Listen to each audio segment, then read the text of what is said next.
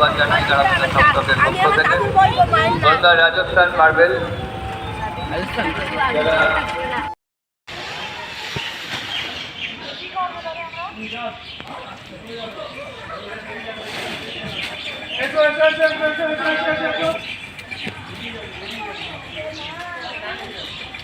বাবা রঘুনাথ বাপুজি তার নিবেদন তারপর পরিকল্প পবিত্র বিশ্বাস তারপর নির্দেশনা কৃষ্ণপদ ঘোষ আবহ উদয়পুর রহমান মন্ডল মঞ্চ বিশ্বজিৎ হালদার আলো রজত মজুমদার সহ নির্দেশনা আশিস রায় বিভিন্ন চরিত্রে উদ্ধার করছে সদানন্দ পৃথ্বীরাজ ভাট নিত্যানন্দ প্রণব বিশ্বাস অভি কুন্তল বিশ্বাস অনন্যা নদী মন্ডল কিঞ্জন দেবাঙ্কুর কর্মকার আয়েশা বর্ষা মন্ডল কুতুব জিৎ বিশ্বাস ডাক্তার সেন দেবজিৎ পাল এছাড়া তন্ময় মিলন ঈশান সঙ্গীতা আখির অর্পিতা নাটক পদবৃক্ষ লাল নীল হলুদ লাল নীল হলুদ গোলাপি লাল নীল হলুদ সবুজ লাল নীল গোলাপি লাল নীল হলুদ সবুজ এই সঙ্গীতা নিরজ শান্ত তন্ময় আখি অর্পিতা চলে এসো, আর খেলা নয়, অনেক বেলা হলো। যাও তোমরা তৈরি হয়ে নাও, স্নান খাওয়া সেরে আর পর অন্য কাজ। যাও যাও যাও। যাচ্ছি দাদু যাচ্ছি এই চল চল চল। অনেক বেলা হয়ে গেছে।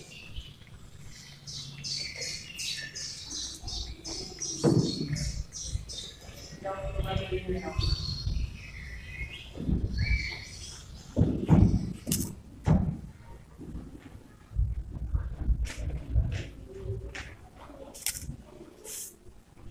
আরে আরে উকিল বাবু যে, এসো বসো বসো। তা আজকাল তো তুমি একেবারে ডুমুরের ফুল হয়ে গেছো দেখছি, তোমার তো দেখা পাওয়াই ভার। আর বলো না, আজকাল এত কাজের চাপে সবকিছু সামলে আসার সময় হয় না, তাই তো? তা এবার বলো দেখি, আজ হঠাৎ কি মনে করে আগমন্তব্য লেখা? কেন কোনো কারণ ছাড়া আসতে নেই নাকি? আরে আরে কে বলেছে আসতে নেই?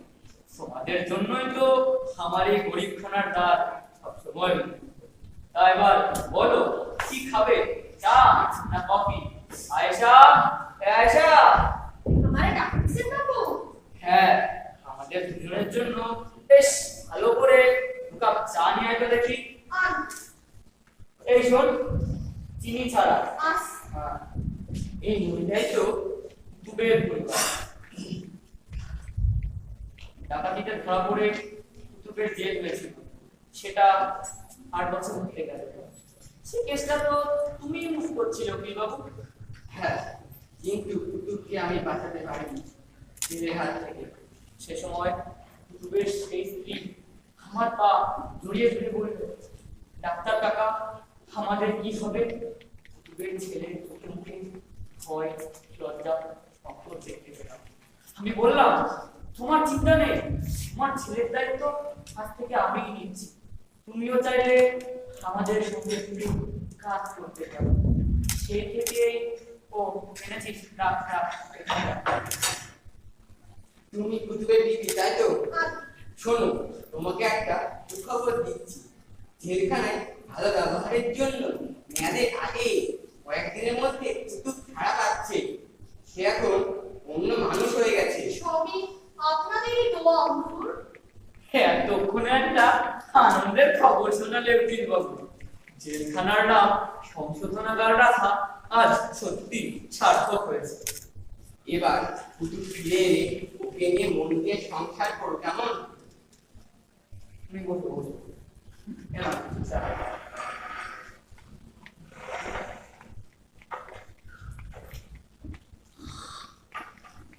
বলছিলাম কি দাদা, বয়স তো অনেক হলো, তোমার ছেলে এখন এক্সট্রা, মেয়েটারও ভালো জায়গায় বিয়ে হয়েছে।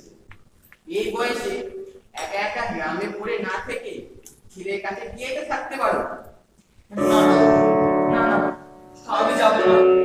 এ বাড়ি, এ গ্রাম, এসব কিছু ছেড়ে আমি কোথাও যাবো না। একা থাকার কথা বলেছিলে না? আরে একা কোথায়? তোমার তোমার ভূমিকা করবে, তার এই সাজানো ঠাকুর ঘর, তার এই সাদের ফুলের বাগান, আমার আমার এই আম কাঁঠালের বাগান, সবজির ক্ষেত, তোমরা আমার প্রতিবেশীরা, এইসব নিয়ে আমি তো বেশ ভালোই আছি। আচ্ছা, তোমরা কি আমার বড়জন? ছি দাদা, করতন করে লজ্জা দিও না, আমরা সবাই আছি। কিন্তু এই বয়সে আপনজন পরিজনের কাছে থাকাটাই তো ভালো। হাই বাবু, ছাত্রী জীবনে ভূ শহর ঘুরলেও এই গ্রামকে আমি কখনোই ভুলতে পারি না। এই গ্রাম আমাকে অনেক অনেক কিছু দিয়েছে, তাই তো অবসরের পর এই গ্রামে ফিরে এলাম। এই গ্রামে আমার শেকড়ের টান, এই গ্রাম আমার জন্মভূমি, আমার পল্লীমা। সেই মায়ের প্রতি সন্তানের তো একটা কর্তব্যবোধ থাকে, বলো। বুঝেছি দাদা, কেন তুমি শহরের চেম্বারে লক্ষ লক্ষ টাকার উপার্জন ত্যাগ করে এই গ্রামেই পড়ে আছো। বিনা পয়সায় চিকিৎসা করছো গরিব মানুষকে, ওষুধ কিনে দিচ্ছ, সময় অসময় নেই, তোমার দরাজ মনের দরজা সকলের জন্য উন্মুক্ত। তুমি সকলের কাছে দেবতা। আরে আরে না না, আমি দেবতা হতে যাবো কেন? বরং একথা যারা ভাবে তারাই নরই নারায়ণ, সেই দেবতাকে ফেলে আমি কোথাও যাব না। যেখানে পা ধুয়ে দেয় শিশির ভেজা ঘাস, যেখানে গোলাপ ফোটে 12 মাস, সেই তো আমার জন্মভূমি। আমার বললি মা, মাগো, তোমায় ছেড়ে কোনো স্বর্গে আমি যাব না, আমি যাব না। কিছুতেই দেব না। আমাদের ছেড়ে তোমাকে কোথাও যেতে দেব না।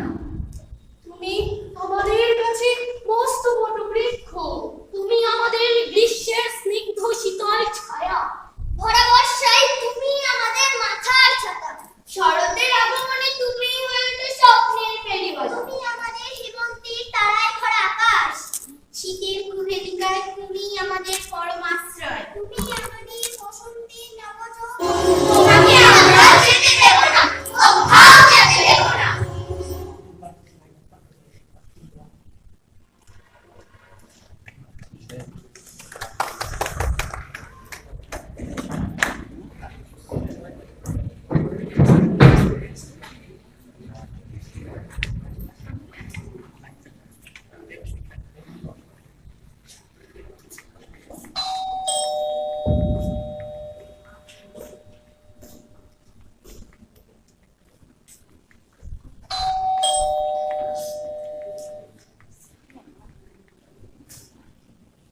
বাবা, বাবা, আশাদি, আশাদি,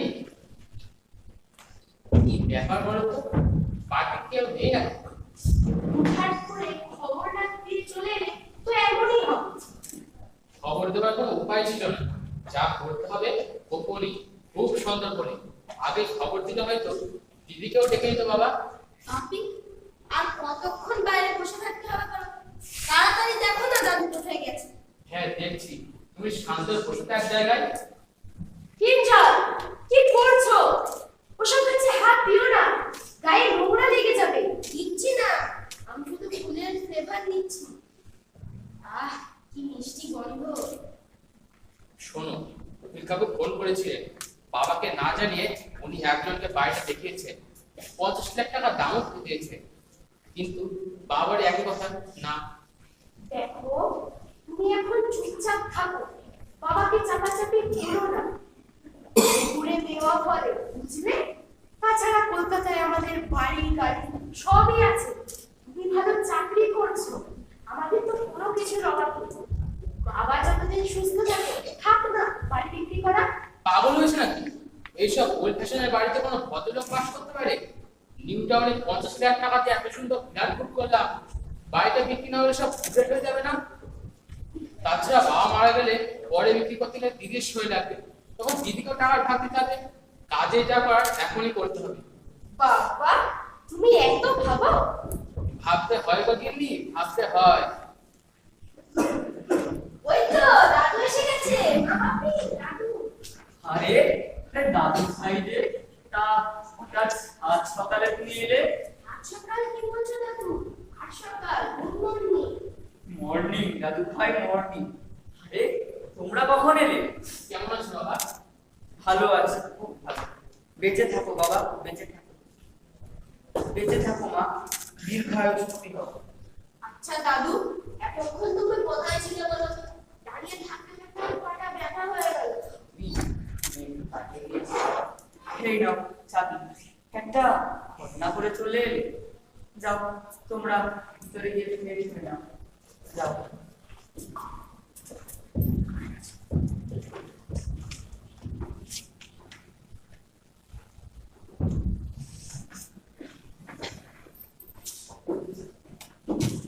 আমার যে সব দিতে হবে সে তো আমি জানি, আমার যত বিত্ত আমার যত পাবি সব দিতে হবে, সব দিতে হবে। আমার চোখের চেয়ে দেখা, আমার কানের শোনা, আমার হাতের বিপুল সেবা, আমার করুণা সব দিতে হবে, সব দিতে হবে। আসতে পারি? হ্যাঁ এসো। নমস্কার ডাক্তারবাবু, আমি পুতু। নিতে পারছো না আমাকে? আরে আরে পুতু, তুমি? হ্যাঁ, আজ জেল থেকে ছাড়া পেয়েছি। শুনেছি আমার বিবি আর আমার ছেলে আপনার হেফাজতে আছে। হেফাজতে কি বলছো পুতু? তোমার ছেলে তোমার বউ আমার কাছে আছে, আর বেশ ভালোই আছে। তোমার ছেলে, সে তো এবার মাধ্যমিকে প্রথম হয়েছে জেলার মধ্যে। হারিয়ানকে আমি ডাক্তার বানাবো, সেটা আমি বলে দিচ্ছি। আর তোমার বউ তাকে তো আপনি রক্ষিতা করে রেখেছে। পুতু, কি বলছো তুমি? হ্যাঁ, ঠিকই বলছি। আপনি ওদেরকে ডেকে দিন, আমি আজই ওদের সাথে দেখা করতে চাই। না, আজ আর তো সেটি হচ্ছে না। আজই সকাল থেকে আমার একটু ব্যস্ততা পড়েছে, কারণ সকালে আমার ছেলে, বউ আর আমি কলকাতা থেকে ফিরেছি। তুমি বরং একদিন পরে। না, আমি আজই ওর সাথে দেখা করতে চাই, না হলে আপনাকে। ছাড়ো, ছেড়ে দাও আমাকে। ছাড়ো, আগে ছাড়ো বলতেছি। আলিশা, হ্যাঁ আমি, উনি আমার বাবার মতো। তুমি জেনে যাওয়ার পর ওই ডাক্তার বাবু আমাদের ছেলেকে মানুষ করেছে, লেখাপড়া শিখিয়ে জেলার মধ্যে প্রথম করেছে। আমার আমার মেয়ের মর্যাদা দিয়ে পাশে রেখেছে। আর তুমি কি বলছো তুমি? ঠিকই বলতেছি, ওই মানুষটার মেহেরবানিতেই তো আজ আমরা বেঁচে আছি। আমায় ক্ষমা করে দেবেন ডাক্তারবাবু, আমার আমার গলতি হয়ে গেছে।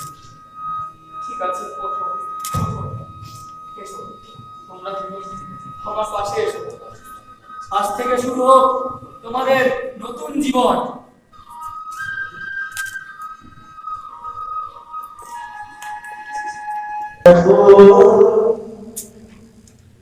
দেখিছ আমারে আমারে আমারে তুমি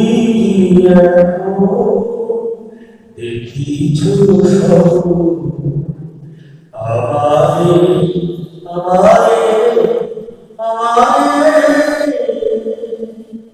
আধুরা শেখা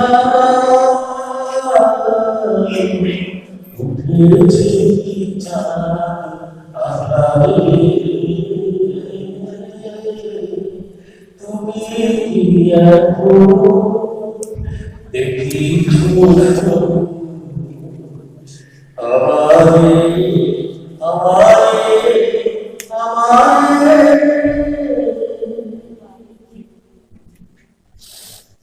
অতটা তোমার ওটা বলছে আমাকে তাই আচ্ছা আচ্ছা তুমি বলো ওটা আমি আমি কি করে তোমাকে ছেড়ে বলবো তুমি বলো। কখন থেকে আমি তোমাকে খুঁজছি আর তুমি এখানে? আচ্ছা একা একা কার সঙ্গে কথা বলছিস? আরে একা একা নয় দাদু ভাই, আমি একজনের সঙ্গে কথা বলছিলাম। কে দেখা যায় না, কিন্তু তার সঙ্গে আমার রোজ কথা হয়। তাই কখনো হয় নাকি? হয় দাদু ভাই হয়। এই যে দাদুটা দেখছো, এদের সঙ্গে তোমার কথা হয়। কিন্তু তো প্রাণ আছে, কোথা তৃষ্ণা আছে। আচ্ছা দাদু ভাই, ছিল যে প্রাণ আছে সে কথা কি আবিষ্কার করেছিলেন বলো তো? বল, জানি না তো। আচার্য জগদীশচন্দ্র বসু, কলকাতার পুষ্পবিজ্ঞান মন্দিরের প্রতিষ্ঠাতা। আচ্ছা দাদু, ওই যে গাছে ছোট ছোট ফুল দিতে আছে, ওর নাম কি? এই ফুলগুলো, হ্যাঁ, এটার নাম ফুল ফুল। দেখো দাদু ভাই, কোনো গাছে কোনো যত্ন, কোনো আদর নেই, তাও কেমন সুন্দর ধরে উঠেছে। তার ওই যে লম্বা লম্বা পাতাওয়ালা গাছের মাথায় ছোট্ট ছোট্ট ফুল হাওয়ায় দুলছে। হ্যাঁ, ওর নাম কি? ওর নাম ফুল চাপা।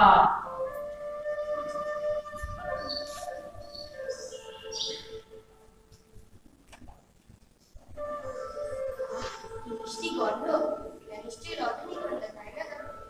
দাদু ভাই, তুমি ঠিকই ধরেছো, এটা রজনীগন্ধা। আচ্ছা দাদু, তুমি মানে কি? রজনী মানে রাত্রি, এবেলা ঘুম ছড়ায়, তাই তো এর নাম রজনীগন্ধা। চাঁদের হাসি বাঁধ ভেসে উঠলে বড় আই ও রজনীগন্ধা গন্ধ সুধা চাঁদের হাসি বাঁধ ভেসে বাহ, ভারী মিষ্টি সুরটা। এমন সুন্দর গান কে লিখেছে? গুরুদেব, গুরুদেব, সে আবার কি? সে আমাদের সবার গুরুদেব, আমাদের জাতির গুরুদেব, দেশের গুরুদেব রবীন্দ্রনাথ ঠাকুর। তিনি অনেক গান, কবিতা, নাটক, গল্প, উপন্যাস অনেক কিছু লিখেছে। যখন বড় হবে সেই সব পড়তে পারবে। জানো দাদু, এবার আমি বড় স্কুলে ভর্তি হয়েছি। উঁচু উঁচু বিল্ডিং, লিফট আছে। স্কুলে 50,000 টাকা নিয়েছে। আর মাঝে মাঝে 5,000 করে মাইনে দিতে হয়। আর জানো দাদু, বাপি, মা সারাক্ষণ আমাকে পড়তে বলে। সবকিছু দিলে কি আমাকে ফার্স্ট হতে হবে, কিন্তু আমার ওটা করতে হবে না না, এটা তো একেবারে ঠিক নয়। তাহলে দাদু ভাই, তোমার আসলে কি করতে ভালো লাগে? মা, আমার ইচ্ছা করে খোলা আকাশের নিচে নিজের ইচ্ছা মতো ঘুরে বেড়াতে। আর আমার যদি টাইম থাকতো, সেটা যেতাম। সেটা খেয়ে খাবে, সবাই সারা হচ্ছে। আর তবে সহজই হাতে হাতে ধরি ধরি নাচিতে গিরি গিরি গায়ে। তোমরা কি করছো ওখানে? আমরা খেলা করছি। তুমি খেলবে আমাদের সঙ্গে? হ্যাঁ, তোমরা নেবে আমাকে? কেন নেব না? ইসমাত খুব মজা করবে। না থাক, মা বকবে। আমাদের কে বকে না? আমরা রোজ খেলি। আমরা খেলি, নাচি, গাই, কত মজা করি। স্কুলে যাও না? কেন যাব না? আমরা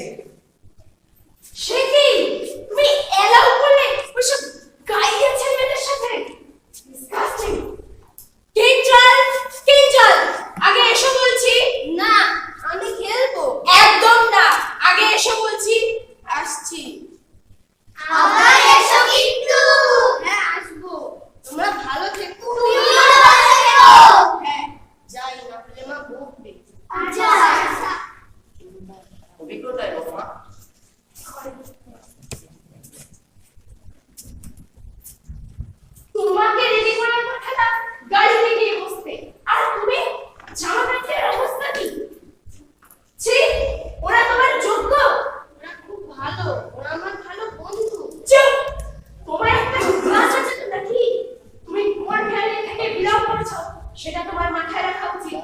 যাও গাড়িতে গিয়ে বসো। যাচ্ছি। কিন্তু বাচ্চা ছেলে আর বলবো না।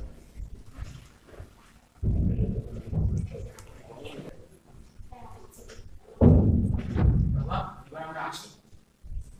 চলে যাবে? আর কটা দিন থেকে যেতে পারলে না? না বাবা, কালকে অফিসের জরুরি কাজ রয়েছে।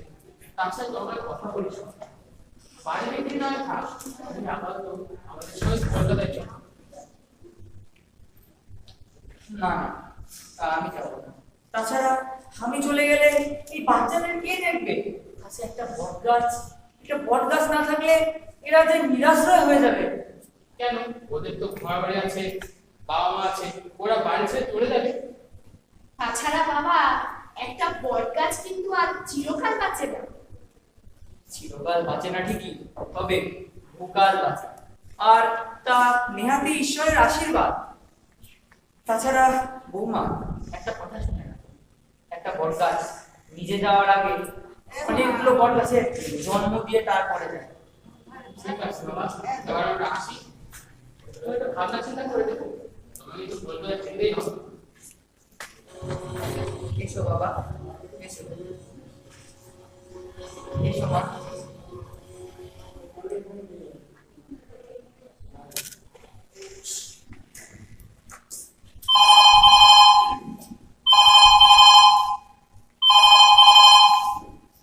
হ্যালো হ্যালো, আমি কালু বলছি। কালু ভাই, চিনতে পারছিস আমাকে? কালু ভাই আমি হ্যাঁ হ্যাঁ, জানি জানি। কদিন আগে জেল থেকে ছাড়া পেয়েছি। হ্যাঁ কিন্তু কিন্তু আবার কি রে সালা, নতুন করে কাজে দেবে তো? না ওস্তাদ, আমি আর ডাকাতি করবো না। সে কি রে সালা, এই লাইনে নেমে কেউ সত্যি হয় না? ওস্তাদ, আমি একটা নতুন জীবন ফিরে পেয়েছি, আর ওসব ডাকাতির লাইনে আমি আর যাবো না। আরে সালা, তুই ডাকাত করিস না না করিস, পুলিশ তোকে ছাড়বে ভেবেছিস? আবার কেস দিয়ে যেতে পারবে না। তাহলে তাহলে কি করতে হবে আমার?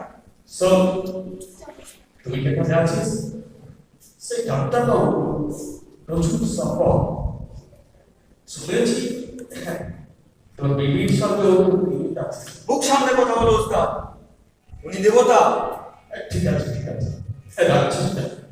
শোন, আসল খবর ওই ডাক্তারবাবুর অনেক টাকা পয়সা সোনা রূপা হীরা জহর আছে। তোর বিবিকে কাজে লাগিয়ে ওগুলো আমাদের কবজা করবি। তোরা দুজন মিলে কাজটা হাসিল করবি, তারপর সময় মতো আমরা পৌঁছে যাবো। আমি পারবো না, এত বড় বেইমানি করতে আমি আমি কিছুতেই পারবো না। তাহলে মরার জন্য রেডি হ। ওস্তাদ, ওস্তাদ, হ্যালো হ্যালো। আরে কুতুব, এতক্ষণ কার সঙ্গে কথা বলছি? একটা কথা আপনার বড় দোয়া, আপনি যত শীঘ্রই পারেন কলকাতায় চলে যান। মানে কি বলছো? জানেন ডাক্তারবাবু, আপনার এই অগাধ সম্পত্তি, জমি জামা, এগুলোর ভিতরে তো বুঝেছি। তুমি নিশ্চিন্ত থাকো, কেউ আমার কিচ্ছু করতে পারে না। কি দেখছো কুতুব? আমার একটা প্রণাম করতে পারি ডাক্তারবাবু? হ্যাঁ করো, কিন্তু কেন বলো তো?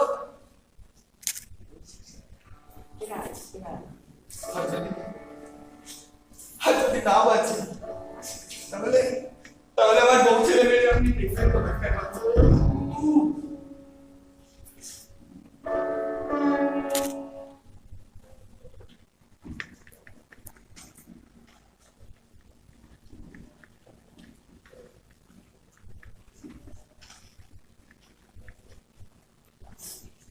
হ্যাঁ হ্যালো, হ্যাঁ আমি বলছি বলছি সকালে একবার কোর্টে যাওয়ার আগে এখানে আসতে পারবে? বিষয়টা খুবই গুরুত্বপূর্ণ। হ্যাঁ, সেটা না হয় তুমি এলেই বুঝতে পারবে। ও, আমার এখানে বেরিয়েছে বুঝি? তা বেশ বেশ ভালোই হলো। ঠিক আছে, তুমি তাড়াতাড়ি এসো, আমি রাখছি। হ্যাঁ হ্যাঁ, তাড়াতাড়ি এসো, রাখছি।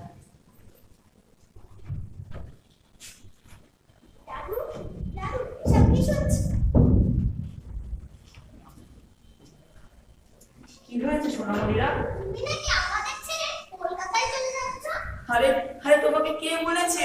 আমরা সব জানি, আয়শা মাসি আমাদের সব বলেছে। পাগল, আমি যেখানেই যাই আমি তো সবসময় তোমাদের সাথেই আছি। তুমি চলে গেলে আমাদের দেখাশোনা করবে কে? আমরা তো ভেসে যাব। বেশ বল, আমি কি চিরকাল বেঁচে থাকবো যে তোদের দেখাশোনা করে যাও? থাকবে, নিশ্চয়ই থাকবে। আমরা তোমাকে হারাতে কিছুতেই পারবো না। আমি যেখানেই যাই তোদের একটা ব্যবস্থা করে যাবো। দরকার নেই তোমার ব্যবস্থা করা, আমরা তোমাকে ছাড়বো না। না না, ওকে কিছুতেই ছেড়ে দেব না। সেটা কি করে সম্ভব?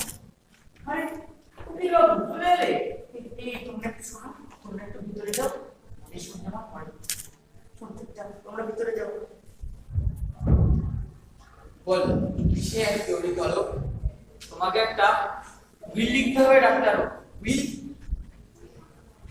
হ্যাঁ, কাগজ কলম বের করে নাও। দাঁড়া, স্ট্যাম্প পেপার আছে কিনা দেখছি। কি হলো পেলে? হ্যাঁ আছে, বলো কি লিখতে হবে? নাও লেখা শুরু করে দাও। এবার দেখো, আমার অবর্তমানে আমার স্থাবর অস্থাবর সমস্ত সম্পত্তি। সম্পত্তি? হ্যাঁ, তারপর লেখো। হ্যাঁ হ্যাঁ। এবার লেখো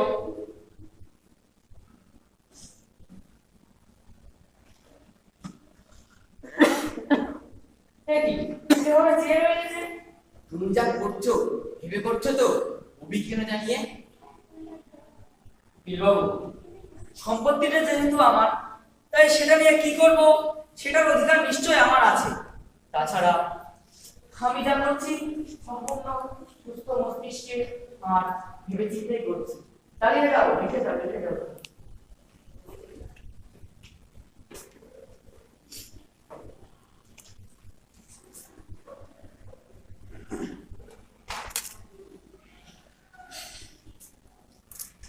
ব্যাস, আর কিছু? না, আর কিছুই না, এই ছিল। এবার তাহলে এখানে একটা স্থায়ী করো। ওই দাও। এখানে তো এখানে।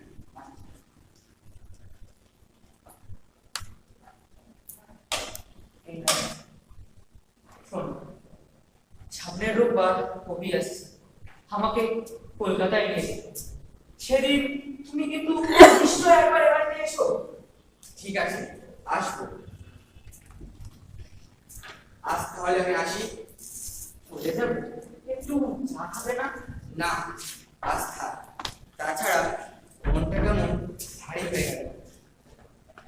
উকিল বাবু, দুঃখের দেখেছি নিত্য, পাপের দেখেছি নানা ছলে, অশান্তির ঘুমটি দেখি জীবনের স্মৃতি বলে পড়ে। এইসব নিয়েই তো আমাদের বেঁচে থাকতে হবে, বলো? দাদা,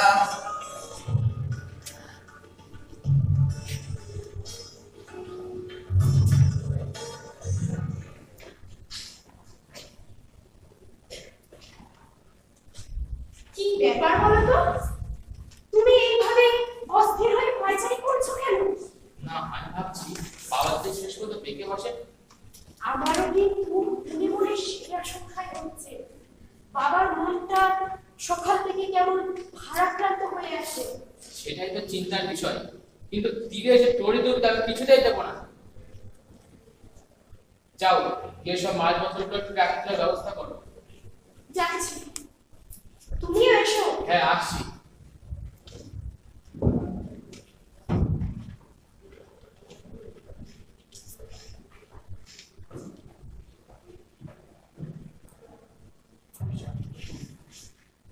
আয়শাদি, পুতু, এদিকে এসো তো। আমাদের দেখছে বাবু? হ্যাঁ, শোনো, তোমার বৌদির সঙ্গে বাবার জিনিসপত্রগুলো সব হাতে তুলে দাও তো। আপনি তাহলে ডাক্তারবাবুকে কলকাতায় গিয়েই ছাড়লেন না? কিছু করার নেই, তো ওনার বয়স হয়েছে। শহরে গিয়ে উনি ভালো থাকবেন ভেবেছিলেন বাবু? কোনোদিন ভালো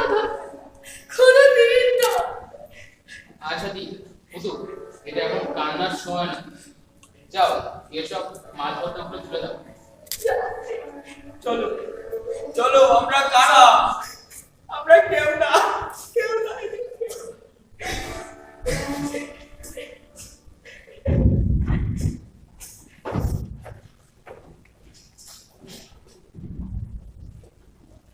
আসতে একটু দেরি করে ফেললাম। কেমন আছেন কাকু? ভালো। তোমার বাবা কোথায়? বাবা এইমাত্র স্নান সেরে মায়ের ঠোকরায় পুজোতে সকালে দেখছি বাবার কেমন মুড অফ। সেটাই তো স্বাভাবিক।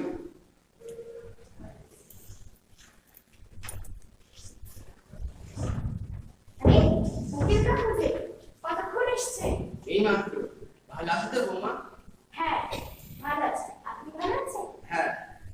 তোমার শ্বশুর মশাইকে গিয়ে বলো আমি এসে গেছি। আচ্ছা।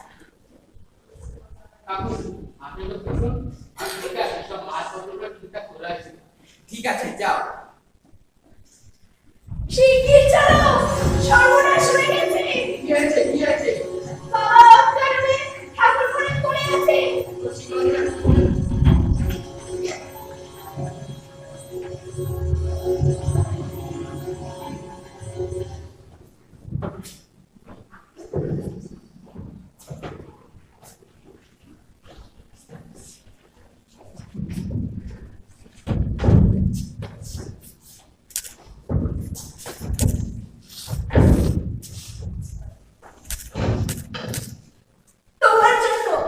তোমার জন্য বাবার আজ এই অবস্থা। চুপ করো তো।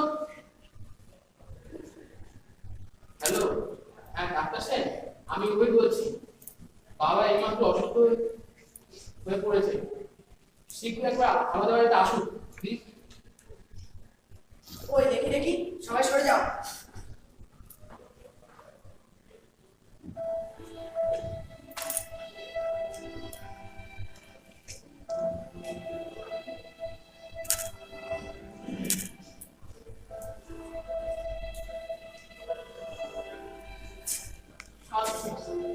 আর তুমি যাবে। শান্ত হও। আপনি আমার শুনে যাও। সবাইকে আর কিছু দেখতে পারো না।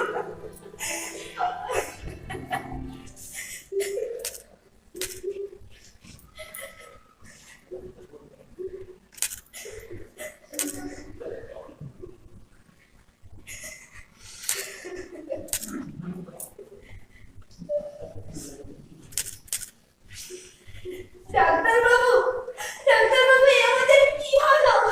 শান্ত হও। প্রচন্ড টেনশনে হার্ট অ্যাটাক করেছে। শোনো, উনি একটি ভুল করে গেছেন। আমি বলছি, আমার বর্তমানে আমার স্থাবর সম্পত্তি 2 বিঘা জমির উপর দোতলা বাড়িটি আমি রামকৃষ্ণ মিশন ও মঠকে দান করে গেলাম। এর দোতলায় দুস্থ ও মেধাবী ছাত্র ছাত্রীদের থাকা খাওয়া সহ হোস্টেল এবং একতলায় দাতব্য চিকিৎসালয় হোক, এই আমার ইচ্ছা। অস্থাবর সম্পত্তির মধ্যে নগদ 30 লক্ষ টাকা ও 50 লক্ষের ফিক্সড ডিপোজিট রয়েছে। আমি আমার পৌত্র কিঞ্জল ও দহিত্র আমার কন্যার একমাত্র সন্তান মিন্টুর জন্য 10 লক্ষ টাকা করে রেখে গেলাম। বাকি 10 লক্ষে সুদে হোস্টেল ও দাতব্য চিকিৎসালয় চলবে। ফিক্সড ডিপোজিটে 50 লক্ষে এখানে একটি বৃদ্ধাশ্রম তৈরি হোক, এই আমার অনুরোধ।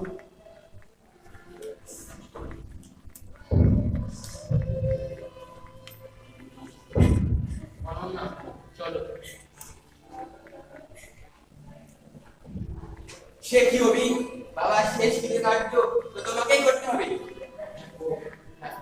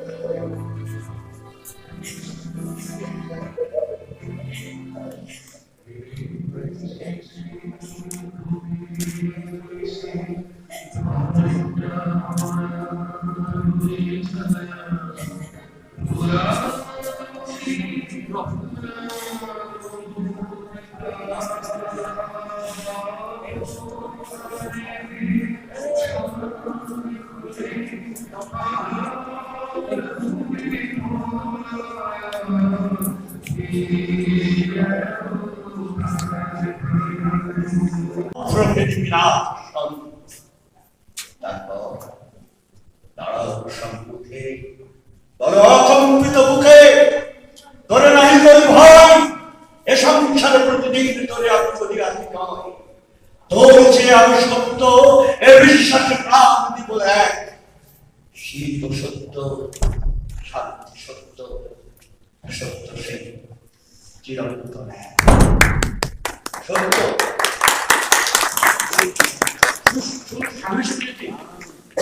এটাই সত্য, এবং এই বিশ্বাস আমাদের আছে। এ বিশ্বাস আমরা প্রাণ দিতে পারি। 24 বছর ধরে সপ্তম সেই বিশ্বাসের সাথে হয়ে এই নাট্য আন্দোলন চালিয়ে যাচ্ছে। আপনাদের প্রত্যেকের জেনে রাখা দরকার, আমরা যারা পুরোটা এতদিন করেছি, এবারের নাট্যমেলা সবুজের অভিযান, সমস্ত ছোট ছোট ছেলেরা আমাদের এই সপ্তকে পরিচালক সমিতি এসেছে, তাদেরই নেতৃত্বে, তাদেরই সহযোগিতায়, তাদেরই ইচ্ছায় এই নাট্যমেলা আমরা সম্পন্ন করতে পারছি। তাই ওদের আরো বেশি সহযোগিতা নেই। সবাইকে আমাদের ধন্যবাদ। আমাদের এই 24 বছর নাট্যমেলার যে কর্মকাণ্ড, তাতে তাদের যে সহযোগিতা, সেই ব্যাপারে আমি এই নাটকের পরিচালক, আমাদের সম্পর্ক পরিবেশে তো আমার গর্ব লাগছে। আজকে আমরা একই মঞ্চে দাঁড়িয়ে, তো আমি সেই পরিচালকের একটু কথা বলবার জন্য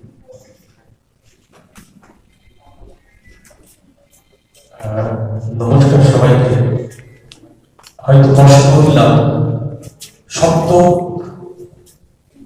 জবে থেকে আত্মবিদ্যালয় নাট্য প্রতিযোগিতা শুরু করেছিলেন, সেই সময় থেকে প্রতি বছর আমাদের নাটক আসে, নতুন নতুন নাটক। অনেক সময় মৌলিক নাটক বেশি থাকে আমাকে যেহেতু এই বছরও যথাসময়ে ওরা আমাদের অবগত করে বর্তমান সময় অভাবে প্রধান শিক্ষকের দায়িত্ব পালন করার এগুলো দায়িত্ব সময় হয়ে ওঠে না। আর স্কুলের সবাই ব্যস্ততাকে মাস্টারমশাইরা দূরের থেকে আসেন, তাদেরও একটা এনার ব্যাপার, আসা যাওয়ার ব্যাপার বিষয় থাকে। তারা স্কুলের পঠন পাঠন পরীক্ষা নিরীক্ষা ইত্যাদি নিয়ে ব্যস্ত থাকে। ডিসেম্বরে পরীক্ষা 10 তারিখে শেষ হয়েছে, 15 তারিখের মধ্যে খাতা জমা দিয়ে রেজাল্ট তৈরি, এই সমস্ত কাজকর্ম হয়েছে। রেজাল্ট ডকুমেন্ট দেওয়া হয়েছে 18 তারিখে। এই নাটকটা আমি শেষ করেছি 18 তারিখ, সেই 18, 19, 20, 21, 22 তারিখে রেজাল্ট। তার কর্তৃপক্ষের যদি অনুমতি পাই, এই নাটকের মূল গল্পটা প্রকাশিত গল্প তোমায় ছেড়ে যাবো খুব সত্যি, রবীন্দ্রনাথ বিশ্বাস বসে আছেন মালিদা স্কুলের প্রাক্তন শিক্ষক, এবং ওই পত্রিকা সম্পাদনা করেন, এবং আকাশবাণী তার নিরাপত্ত গীতিকা। ওনাকে মঞ্চে আমি আসার জন্য অনুরোধ করছি। এই অক্টোবরে ওনার গল্পটা এ মাস থেকে অক্টোবরে ওনার গল্পটা পড়ে আমার ভালো লাগলো। সেই ভালো লাগার কারণে কি লিখবো স্ক্রিপ্ট রেডি নেই, অথচ এদের আমি অনেকদিন ধরে ঘোরাচ্ছি, যাবো কি যাবো না, এবার আমি অংশ নিতে পারবো কিনা নাটক প্রতিযোগিতায় ইত্যাদি বিষয়। শেষ পর্যন্ত গল্পটা পড়ে খুব ভালো লাগলো, এবং সেই গল্পে নাট্যরূপ দিলাম। আমি ওনাকে একটু সারপ্রাইজ দেওয়ার জন্য বলেছিলাম যে আপনি একটু হাজির থাকবেন, ওনাকে কিছু বলার জন্য আমি তো ছুটে যাচ্ছি পার্টির সামনে।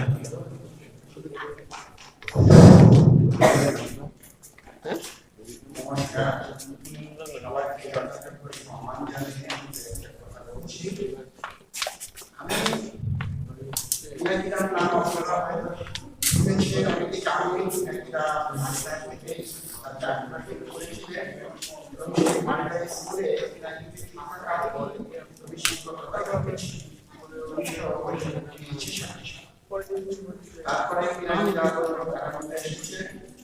এখন এই নাটকটা আমি একটা কাহিনী লিখেছিলাম, গল্প লিখেছিলাম, তোমায় ছেড়ে কোনো শহরে আমি যাব।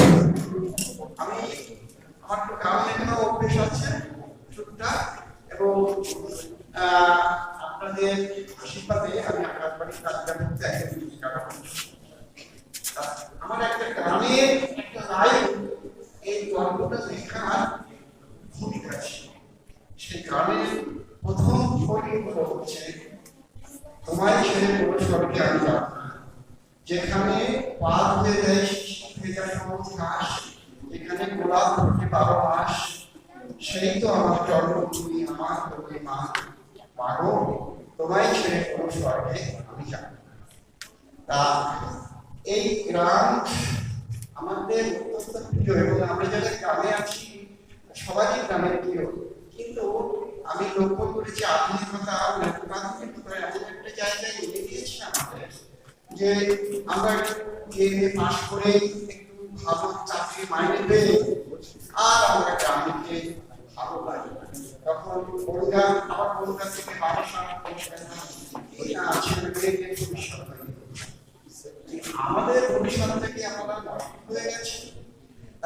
এই কাহিনীটাই আমার গরিব করে তোমায় মানে যে নাটকটা হলো